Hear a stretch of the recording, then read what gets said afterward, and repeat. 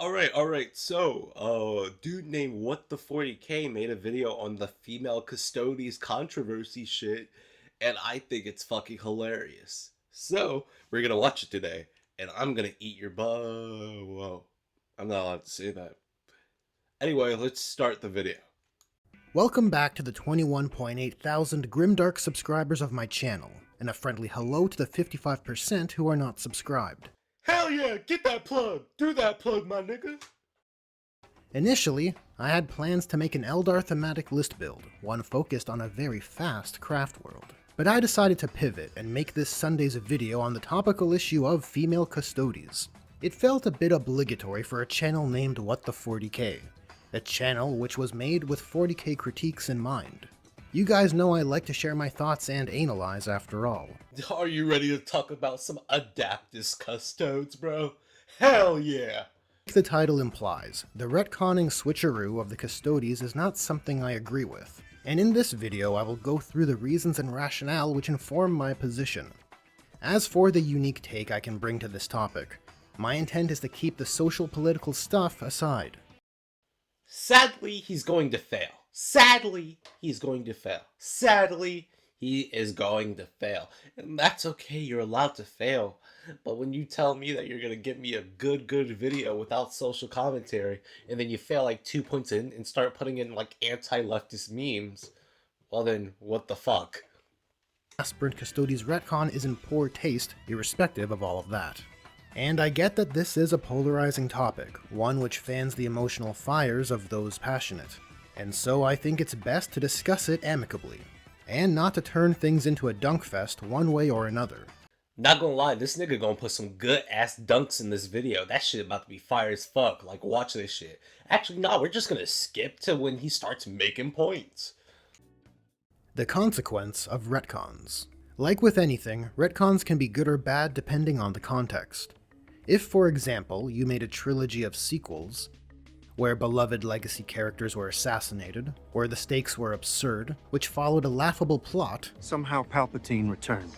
You may find a retcon would be welcomed. But looking at the case at hand, Dunk on him! Dunk on him! Oh shit! Got him!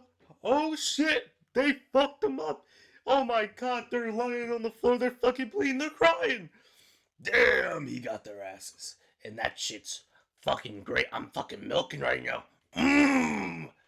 and the status quo of the custodies taking male-only aspirants simply existed. It had no developments with which to preempt a retcon, and so we have a retcon which has no mungling to address. Or in other words, a retcon aiming to change the foundational lore. So, them being male is a fundamental aspect of their being.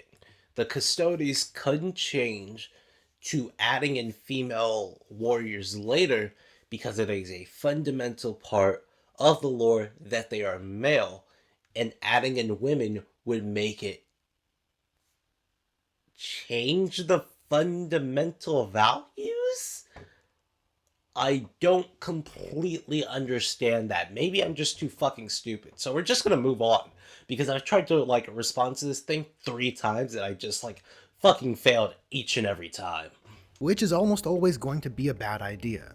Sure, it's possible an idea could be bad from the outset, but regardless of whether or not that's the case, if an IP heavy with lore becomes very popular, like 40K is, changing that lore will upset those fans.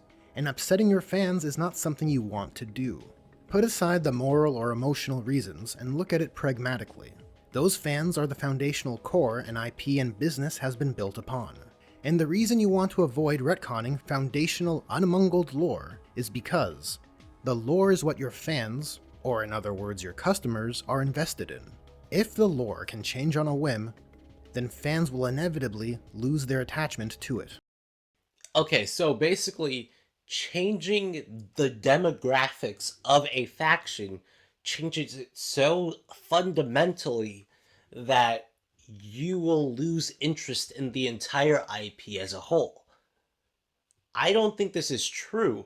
What would probably have to change is like basically characters that you like individually changing their motivations to be something almost completely different and having their entire motivations from there change.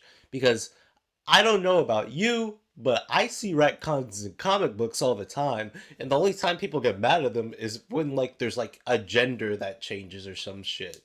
So I don't feel like people are like actively leaving things because you change the demographics of a faction.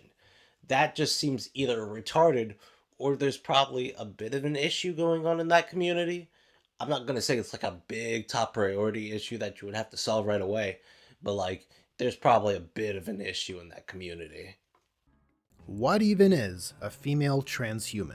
Okay, so a trans woman is. What would such a process yield if applied to a female aspirant? Well, realistically, I don't think a female custodian would look like this. And I don't think they would look like this either. They'll probably look like this. I have a hard time imagining that a female aspirant under such an extreme transformative process wouldn't just end up nearly indistinguishable as a male aspirant would. And bringing things back to a tabletop point of view, enabling female aspirants for the custodies surely wouldn't yield a feminine physiology or form for the models either. And so the question becomes, what is even the point? Wait. Dude literally just said, what's the point of women who don't look like women? That's great. I love that. That's beautiful.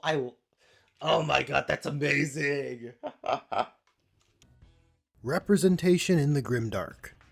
Across the reactionary channels speaking on the Femstodes issue, a popular line of criticism I've noticed is the idea that advocating for representation Woke, woke, woke, woke, woke, woke, woke, woke, woke, woke.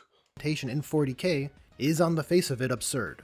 The core of the reasoning is, why are you advocating for representation within a faction of space racists? And I'll start by stating, this is a bad argument. What a twist! Or rather, it's an inaccurate lay of the land, and levying such an argument demonstrates one's unfamiliarity with the current state of the IP. Things have changed. Don't get me wrong, the Imperium is still the xenophobic, crusading empire raging wars against anything which differs from the human race. But over several editions of 40k, it's plainly obvious the Imperium has slowly adopted a heroic bend. Whoa, they're doing the heroic bend? That's fucking woke. Oh my god, that's fucking so gay, it's woke. Woke. Though with that said, I present the question, is the ability to see one's gender represented in a faction necessary for that faction to be enjoyed or liked? And after thinking upon it, the answer is obviously no. Okay, but it's already in now. So, the argument you should be making is the reason why they should be taken back out of the lore. That's what the argument should be about. If I'm watching Buffy kick ass as the Slayer, I don't need to see a male Slayer doing all the badass things Buffy already does in order to enjoy Buffy's story, or the story at large, or appreciate the Slayer lore. But would it ruin the lore? Would it ruin it? Would it ruin it? And by that same token, a woman wouldn't need to see a female warrior in the Custodies in order to appreciate the same. Retconning Custodies to include female aspirants is in poor taste because it only serves the statement of the claim. Okay, but now that they're in, wouldn't you advocate or like theorize something that a female custody could do that a male custody couldn't? Wouldn't we like, brainstorm and like give out these ideas like for them to implement into the lore to make things different enough to where, they actually add something? It makes Custodies less cool, which is quite the incendiary title card, but this is the point I am most passionate about, so please indulge me. The claim isn't to imply that females are less cool. Viewers of my channel will be familiar with how I evaluate factions and subfactions. That being, it is what a faction offers uniquely which makes them appealing. Space Marines being boys only makes them more interesting, the same way the Sisters of Battle are more interesting for being all female. Being all male or all female doesn't make you more interesting. The reason why would be the reason it would be more interesting.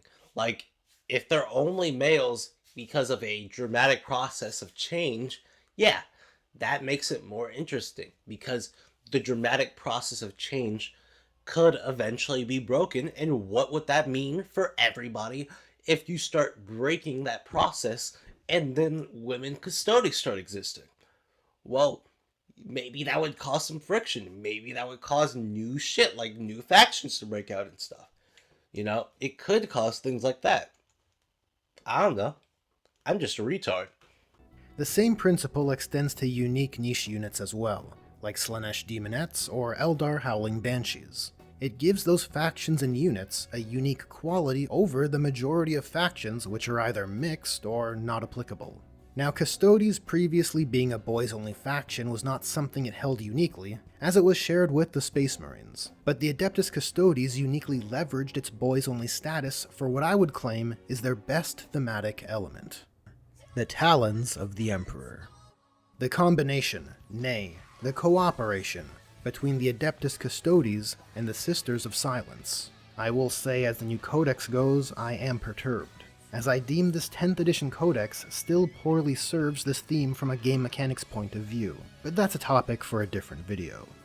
These two factions are the most closely tied to the Emperor of Mankind. The Custodies are, or rather were, all-male transhuman warriors. The Sisters of Silence are all-female psychic blanks, which, when working together, shore up each other's respective weaknesses, becoming greater than the sum of their parts.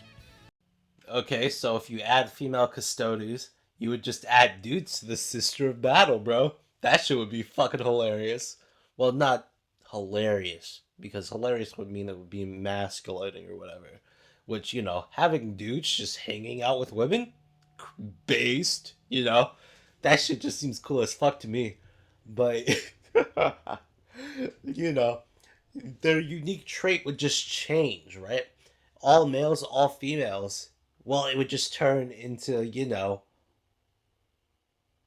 their different powers and shit just working together. That's it. That would be the differentiating factor. They foil each other, in the gemstone sense. There's a strong theme here, that even the greatest men and women who are superlatively skilled with unique tools and abilities are still made greater by working together, a theme the Sisters of Battle and Space Marines aren't suited to evoke. A rather wholesome thematic attribute for the factions which sit at the top of the Imperium's hierarchy. And so, retconning Custodies to include female aspirants is in poor taste, because that theme of cooperation, which the Talons of the Emperor evoked so well, just doesn't shine as brightly. Okay, big brain coming in. Okay, so what he's saying is that they won't cooperate as well because they're gonna have females in the custodies. So to fix that, we just add men to the Sisters of Battle. Alright? We can do whatever the fuck we need to make it happen. Alright? The multicultural niggas of battle. I don't fucking know, but I just think it would be fucking funny to add dudes to the Sisters of Battle, because I don't know. It could still look fucking attractive. Alright, boys, I'll see you later. If you guys don't like the video, have a great motherfucking day. Remember, like, subscribe, and apparently, a good 92% of you guys aren't subscribed, which is fucking crazy.